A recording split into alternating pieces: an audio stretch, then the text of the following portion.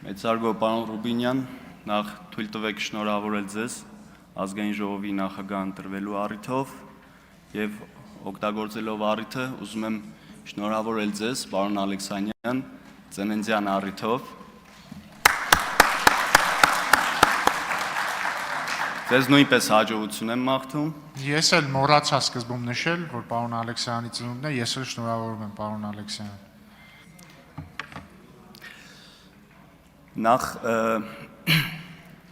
օգտագործելով առիթը ուզում եմ առաջին հերթին պարոն Ռուբինյան, դուք չանդրադարձաք ձեր ելույթում այն հետապնդումների եւ բռնաճնշումների մասով, որին դուք անձամբ եք ենթարկվել 2008 թվականի մարտի 1-ի դեպքերով, դուք խոսեցիք միայն ձեր հայրիկի հետ կապված բռնաճնշումների եւ հետապնդումներին, երևի չուզեցաք ասեիք, թե ինչ հետապնդումների եք ենթարկվել, երբ որ մենք միասին սովորում էինք Երևանի պետական համալսարանի միջազգային հարաբերություններ ֆակուլտետում եւ համակուրսեցիներ էինք, իհարկե տարբեր հոսքերում էինք սովորում։ Ես այն ժամանակ լավ տեղյակ էի, թե ովքեր էին գաղափարակից սկզբունքային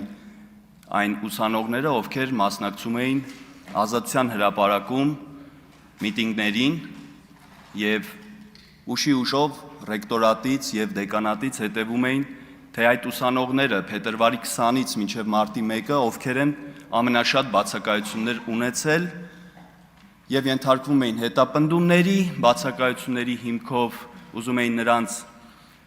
համալսարանից դուրս թողնել, որից մեկը դուք էիք, պարոն Ռուբինյան։ Իմ բախտը այնքանով բերեց, որ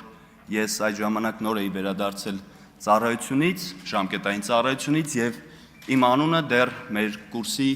մատյանում ավագի կողմից չէր գրանցվել եւ ինչ որ կերպով ես կարողացա խուսափել համալսարանի այդ ճնշումներից եւ հետապնդումներից։ Ինչևէ, հարգելի գործընկերներ, այստեղ խոսվեց նաեւ մանդատագողությունից,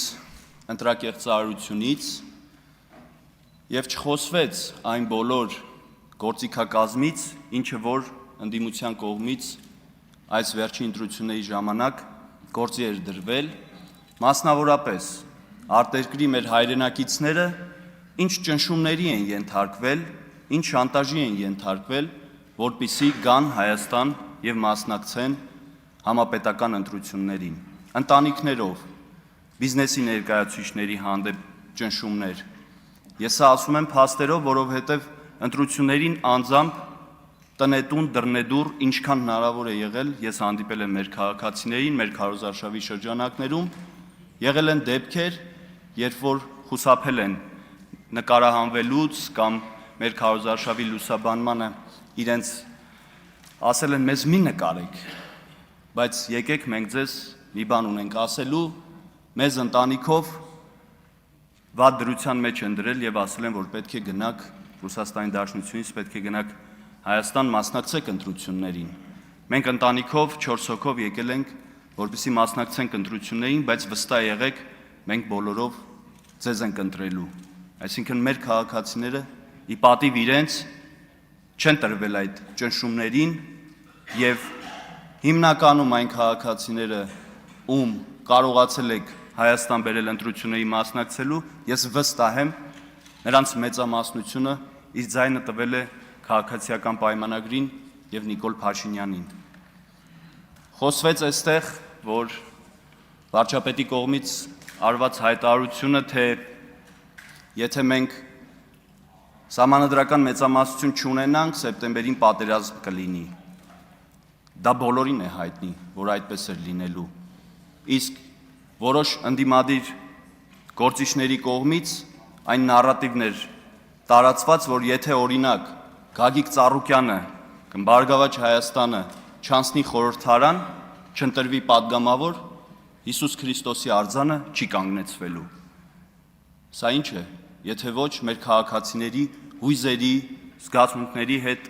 խաղալու փորձ։ Եվ այս պատմությունը կա, եւ դա թարմ է։ Այնպես որ հարգելի գործընկերներ, եկեք ընտրություններ կեղծելու կամ մեր քաղաքացիների հույզերի հետ խաղալու մասին խոսելիս առաջին հերթին հետ նայեք, թե դուք ինչեր եք արել, դուք ինչպես եք վարվել եւ ոնց եք փորձել խաղալ մեր ընտրողների, մեր քաղաքացիների հույզերի եւ զգացմունքների հետ։ Տիկին Գրիգորյանը այստեղ չի, ես կուզեի, որ ներկա լիներ, երեք այստեղ անդրադառնալով ինչ-որ տենդերներից, մրցույթներից եւ շինարարություններից անդրադարձ կատարեց նաեւ ինձ, որին Տիկին Գրիգորյանը այս ամբիոնից խոսել էր նաեւ 2024 թվականի դեկտեմբերին, եթե չեմ սխալվում, եւ հարց հնչեցրեց պարոն Գարիկ Սարգսյան, քերին ոնց է։ Քերին լավ է։ Քերին միշտ է լավ եղել։ Քերին 90-ականներից սկսած հաջողակ բիզնեսմեն է եղել մեր մարզում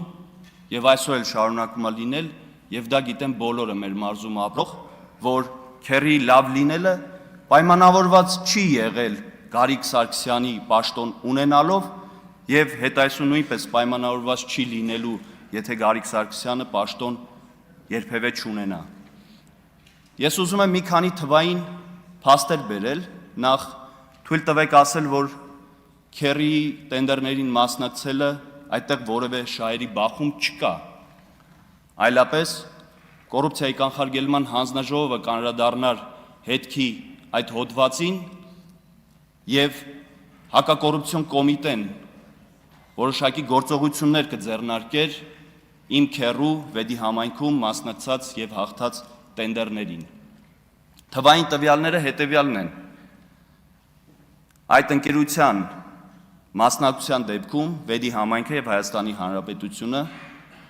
խնայել է 103 միլիոն դրամ, այսինքն այնքան են տենդերին մասնակից ընկերությունը իջել գնումների սահմանված գործընթացի միջոցով, որ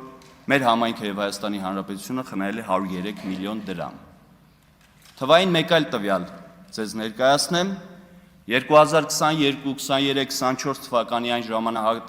ժամանակահատվածում, որի մասին խոսել է Տիկին Գրիգորյանը,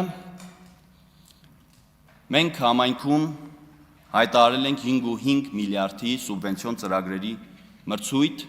տենդեր, որի մասնակցության այդ ամբողջ տոկոսային հարաբերակցության մեջ իմ հետ այսպես ասած փոխկապակցող ընկերությունը շահել է ընդամենը 7.1% աշխատանքները։ Իսկ իրենց խմբակցության, իրենց նախկին գործընկերոջ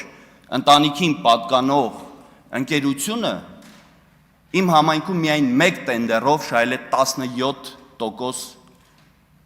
չափով մրցույթ, ռոռոկման ջրագծերի մրցույթ, եւ իրենց մյուս նախկին գործընկերների եւ նրանց ընտանիքների հետ փոխկապակցված ընկերությունները այսօր էլ շարունակում են մեր համայնքներում, Հայաստանի Հանրապետությունում բաց, թափանցիկ, մրցակցային տենդերներում հաղթել եւ աշխատանքներ իրականացնել։ Միայն թե մնում է որակով եւ ժամանակին իրականացնեն մեր մանկապարտեզների եւ դպրոցների շինարարությունները, որպեսզի մեր երեխաները մեկ տարի ուշացումով չգնան չհաճախեն նախակրթական ուսումնական հաստատություններ եւ դպրոցներ։ Դրանից թող խոսեն։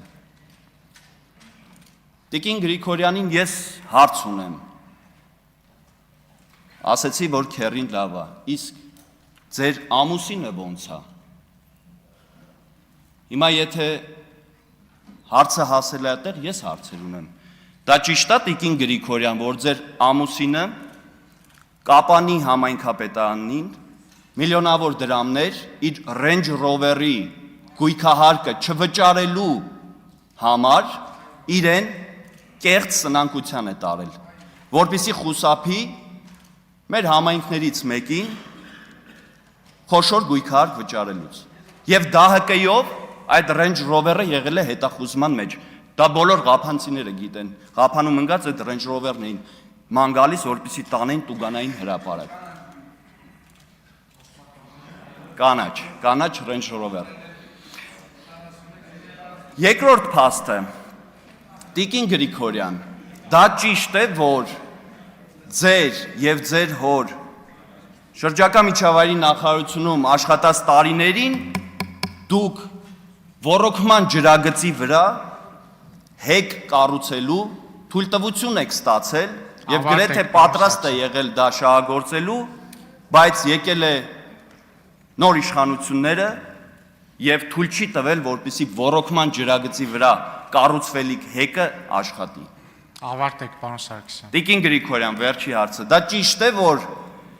հուշարձանների պահպանության պոակից կոպեկներով ամսական 25,000 դրամով խոշոր գույք եք վարձակալել եւ դարձրել եք սքո սրահ։ Այս հարցերին կխնդրեմ պատասխանեք, ճիշտ է արդյոք, թե ոչ։ Շնորհակալություն։ Շնորհակալություն։